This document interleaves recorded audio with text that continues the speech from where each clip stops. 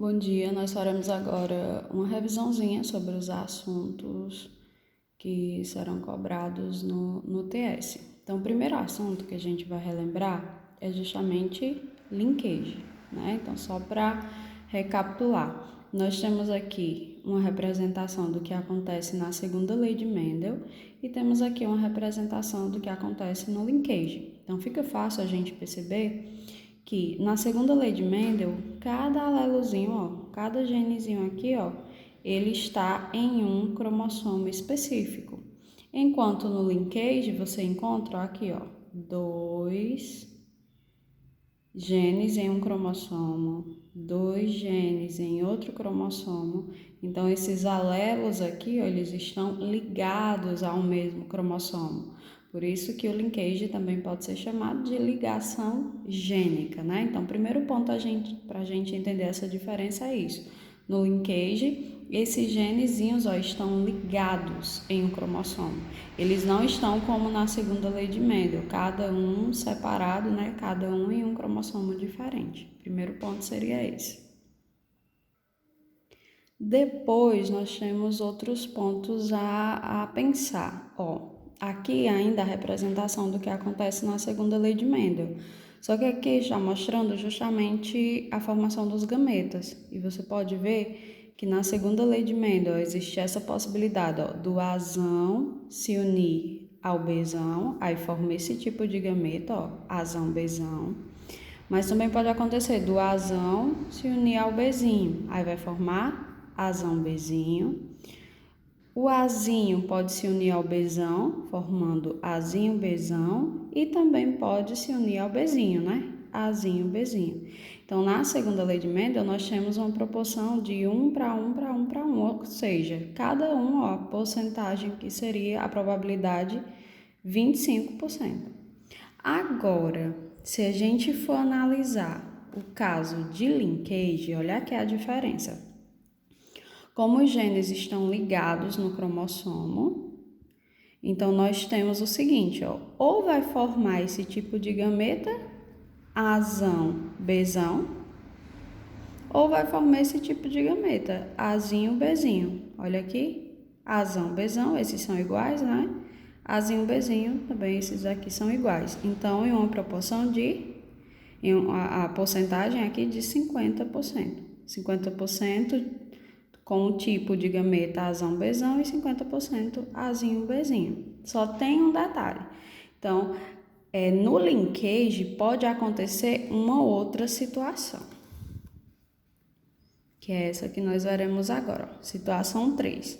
Então, nessa situação, você pode ver que tem 4 tipos de gametas diferentes. Só que o que aconteceu para que esses gametas diferentes surgissem, né? Então, aqui é onde entra a permutação. Então, se de repente um pedacinho desse cromossomo acontece uma quebra aqui e troca com outro pedacinho do outro cromossomo, então pode acontecer o que a gente chama de permutação.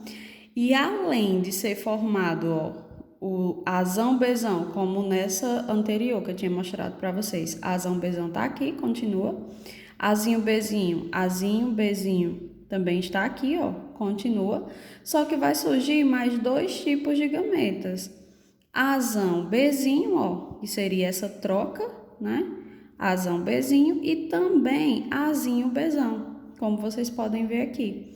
Só que a diferença é em qual porcentagem isso vai aparecer. Se vocês lembrarem, deixa eu só retornar aqui, na segunda lei de Mendel, aparecem em igual quantidade, né? 25% cada. Agora, aqui no linkage, olha o que acontece. 2 desses que eram os que já existiam aqui antes, esses que já existiam, ele tem 41,5%, qualquer um dos dois. Agora, os recombinantes, que assim são chamados, eles apresentam uma porcentagem menor, 8,5%, 8,5%.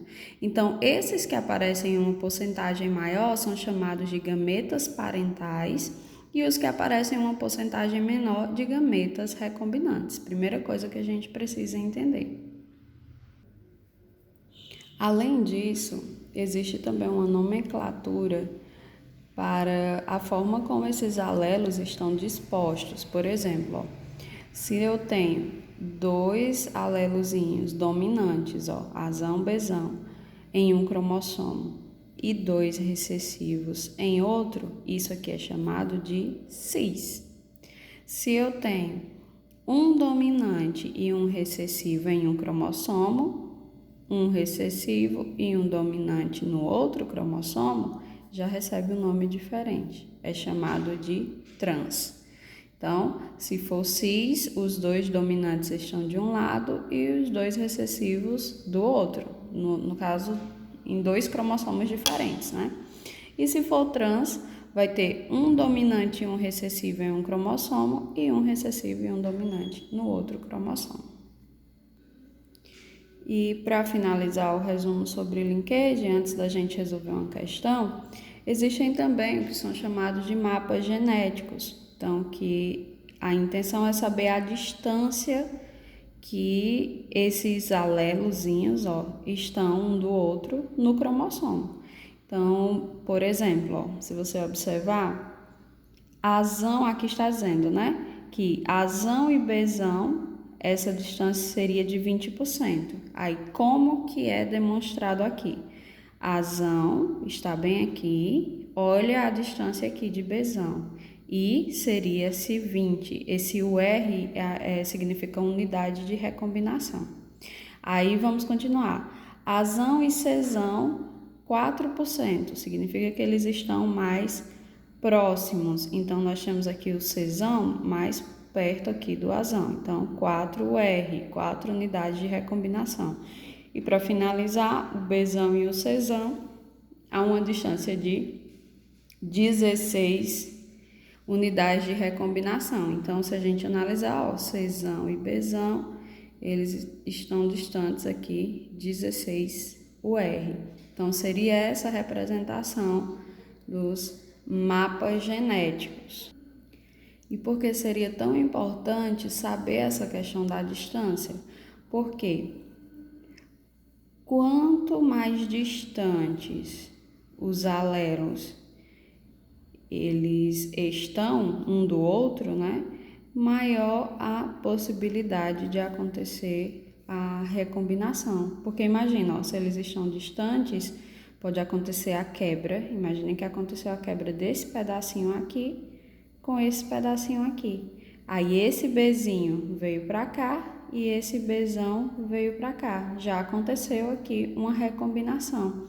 Agora, em outro caso, imagina que eles estão próximos, ó, o Azão aqui e o Bzão aqui bem pertinho dele. O Azinho aqui e o Bzinho também bem pertinho. Se acontecer uma quebra aqui, ó, nessa partezinha, obviamente vai acontecer a troca, mas não vai alterar em absolutamente nada. Então é por isso que quanto mais distantes, né, maior a taxa de recombinação entre eles. Agora vamos resolver uma questão sobre esse assunto, né, para ver se a gente consegue compreender.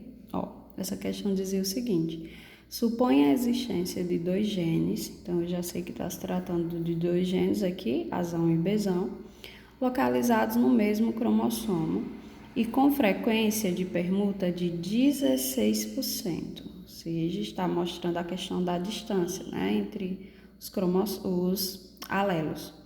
Do cruzamento de um macho de híbrido com o genótipo cis, com uma fêmea azinho, azinho, bezinho, bezinho, aí ele pergunta: qual a frequência esperada na primeira geração filial de indivíduos com esse tipo de genótipo aqui, ó, igual o da fêmea, azinho, azinho e bezinho, bezinho. Então, nós vamos montar aqui com todas essas informações para a gente chegar a uma conclusão. Então, vamos começar aqui a resolução. Nós temos o seguinte: eu sei que esses genes, ó, estão localizados em um mesmo cromossomo, né? Então, é um caso de linkage, com a frequência de permuta de 16%. Vocês vão já entender onde entra essa informação aqui. Aí ele quer saber do cruzamento de um macho de híbrido. O que seria esse macho de híbrido? Ó, ele é Azão, Azinho, Bzão, Bzinho. E tem um detalhe importante. Ele fala que o macho tem um genótipo, ó, cis. O genótipo cis. O que significa isso? Significa dizer que lá nos cromossomozinhos, ó, imagine aqui, vou colocar os 2 cromossomos, em um ele vai ter 2 dominantes, ó, já que é cis, e no outro vai ter os 2 recessivos. Então esse macho seria assim, ó, a distribuição dos alelos nele. Só que diz o seguinte, que aconteceu o cruzamento desse macho com uma fêmea, ó, Azinho, Azinho, Bzinho, Bzinho.